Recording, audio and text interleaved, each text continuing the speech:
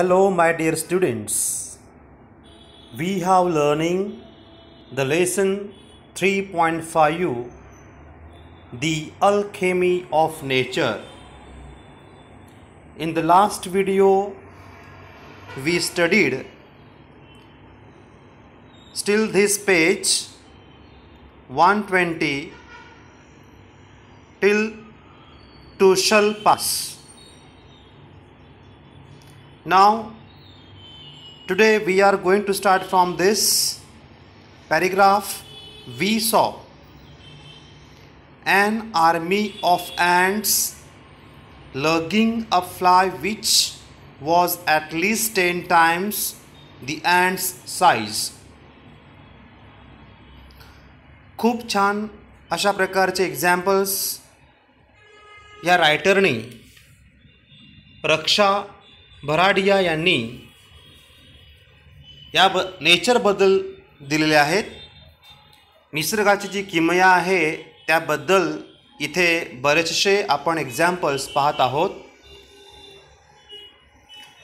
Logging म्हणजे काय तर पहा, बाजूला दिलेला आहे कॅरी और drag with great efforts.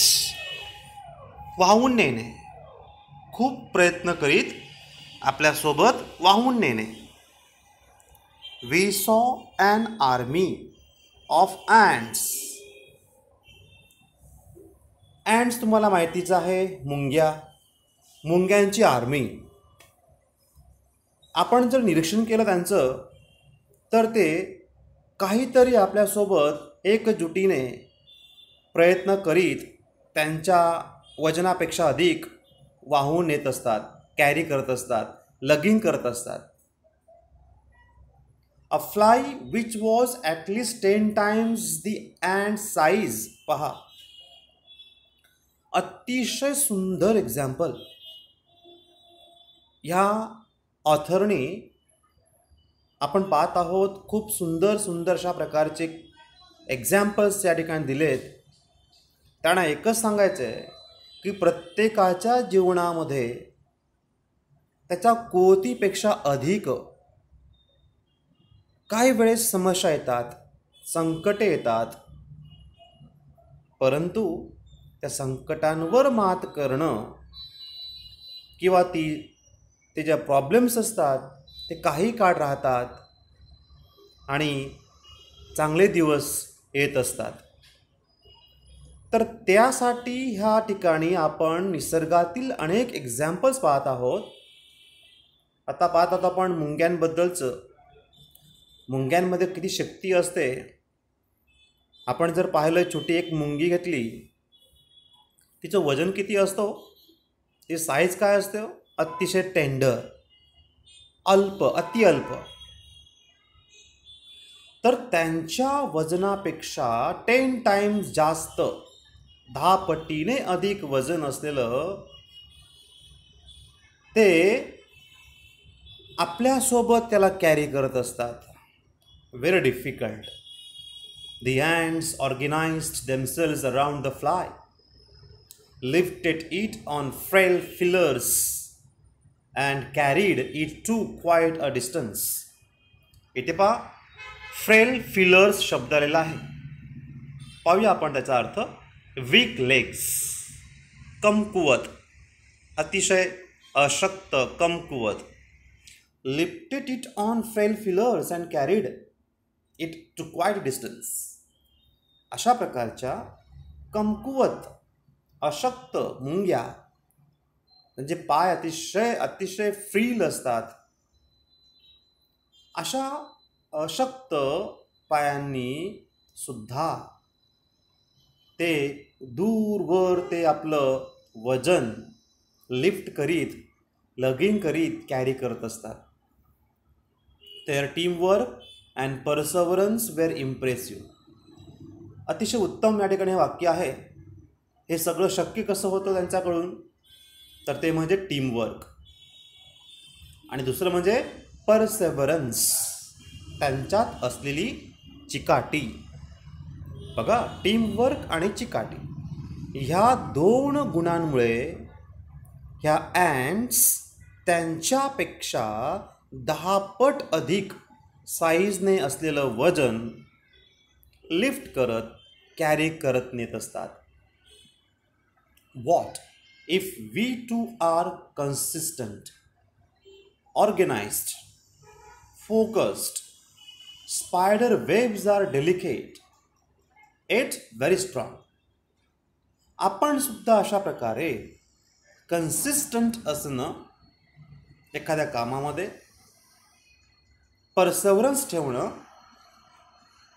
Teamwork असणं, ऑर्गनाइज्ड करणं, फोकस्ड करणं, कॉन्सन्ट्रेट करणं सुद्धा आवश्यक आहे. आता पुढे आणखीन एक एक्झाम्पल दिलं आहे स्पायडरचं. Spider weaves are delicate. बघा, स्पायडरचे जे जाळं असतं ते अतिशय डेलिकेट असतं.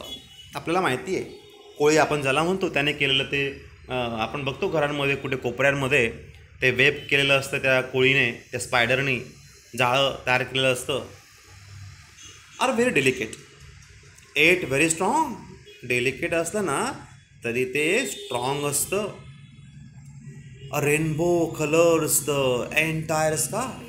पुढचं एक्झाम्पल दिलेलं आहे. रेनबो जेव्हा येतो, इंद्रधनुष्य आपण ज्याला म्हणतो, अतिशय सुंदर अशा प्रकारचं संपूर्ण तो रेनबो आकाशाला ऑक्युपाय करतो. पुढचं एक्झाम्पल दिलं बघा. Oysters take in a grain of sand, they open up with a pearl. ओहो, ऑयस्टर तुम्हाला माहिती असेल. ऑयस्टर म्हणजे काय? तर ऑयस्टर म्हणजे त्या ठिकाणी शिल्प जे असतं ना, त्या शिल्पामध्ये राहणारा आणि मोत्याची निर्मिती करणारा एक समुद्रजीव आहे. समजलं का? ऑयस्टर म्हणजे एक क्रिएचर, प्राणी. ऑयस्टर शिल्पामध्ये तो राहतो आणि त्यामध्ये मोत्याची निर्मिती होत असते, मोती. त्याला म्हणतात oyster. Oysters take in a grain of sand.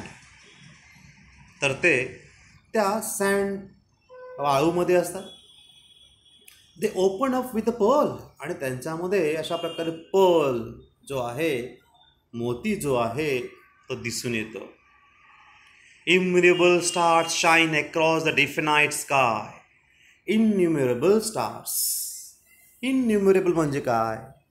Uncountable, असंख्य, न मोजता येणारे. Stars shine across the infinite sky. तर अशा प्रकारे आपण जर पाहिलं, चांदण्या, असंख्य चांदण्या ह्या आकाशामध्ये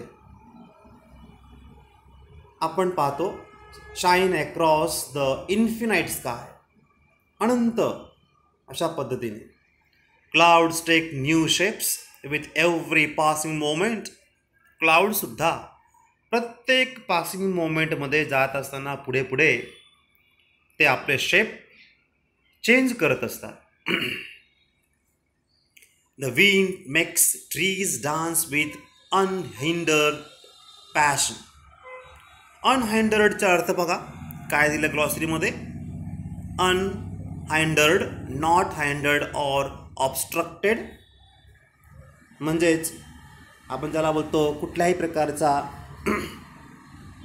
ऑब्स्ट्रक्शन नाही, अडथळा नाही, विना अडथळा असं आपण त्याला बोलू शकतो. The wind makes trees dance with unhindered passion. जणू काही वारासुद्धा त्या झाडांना डान्स करायला लावतोय.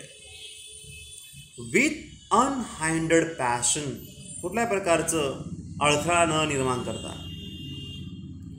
Water without hint of ego changes its form according to the dedicates of the sun and the wind. Water, पाणी सुद्धा, विदाउट हिंट ऑफ इगो, कुठलाही ego न ठेवता. इगो खूप घातक असतो. चेंजेस इट्स फॉर्म, पाणी आपला फॉर्म चेंज करतो. According to the dictates of the sun and the wind. Sun, सूर्य, वारा यांच्यानुसार यांना समर्पित करत पाणी आपला फॉर्म चेंज करत असतो. When we see a caterpillar turn into a butterfly, बघा, when we see a caterpillar turn into a butterfly, अशा प्रकारे जेव्हा तो बटरफ्लायमध्ये येतो, a flower turn into a fruit, एखादं फ्रूट त्याचं रूपांतर होतं. We experience the alchemy of nature. आणि साहजिकच या अशा अनेक गोष्टी, असंख्य गोष्टी निसर्गाच्या खरंच ह्या अल्केमी आहेत, ह्या त्या निसर्गाच्या किमयाच आहेत. We touch it and become gold ourselves. आणि अशा प्रकारे आपण ह्या गोष्टींच्या सान्निध्यात राहतो आणि याचा खरोखर आपल्या सगळ्यांना त्याचा प्रचंड आनंदही होतो.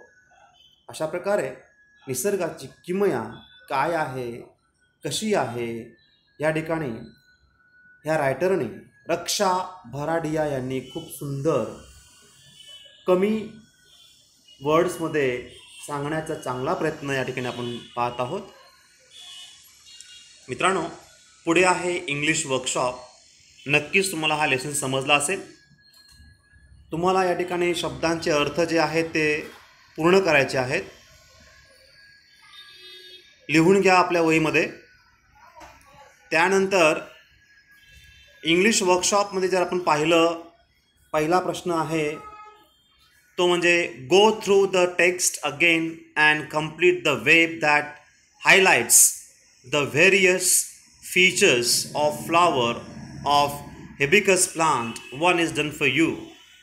पाहूया आपण हा प्रश्न देखील. तुम्हाला मी सांगितलं मागच्या व्हिडिओमध्ये, हॅबिस्कस म्हणजे काय, तर त्याचा अर्थ आहे जास्वंद. ठीक आहे. तर अशा पद्धतीने जे हायबिस्कस प्लांट्स आहेत, जास्वंदाचं झाड आहे, त्याचे फीचर्स या ठिकाणी आपण पाहिलेत. त्याचे वैशिष्ट्य काय असतात ते पाहिलेत. तर हा वेब पूर्ण करायचा आहे.